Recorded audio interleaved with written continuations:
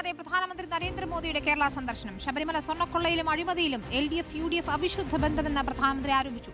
പ്രധാനമന്ത്രിയുടെ സന്ദർശനത്തോടെ കേരളത്തിൽ NDAയുടെ തെരഞ്ഞെടുപ്പ് പ്രചാരണത്തിന് തുടക്കമായി. രാഹുൽ ഗാന്ധിയുടെ 5 പദ്ധതി പ്രഖ്യാപനത്തിന് പിന്നാലെ പ്രധാനമന്ത്രിയും തെരഞ്ഞെടുപ്പ് വാഗ്ദാനങ്ങൾ പ്രഖ്യാപിക്കും എന്നായിരുന്നു പ്രതീക്ഷ. എന്നാൽ പുതിയ പ്രഖ്യാപനങ്ങൾ ഒന്നുമില്ല. പക്ഷേ കൊച്ചിയിലെ NDA കൺവെൻഷൻ ഉദ്ഘാടനം ചെയ്ത പ്രധാനമന്ത്രി LDFനെയും UDFനെയും കടന്നാക്രമിച്ചു.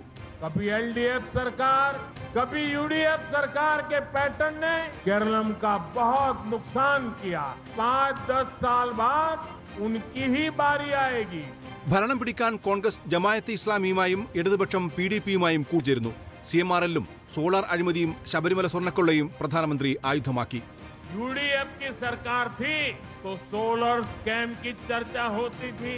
आज LDF सत्ता में है तो CMRL स्कैम छाया हुआ है.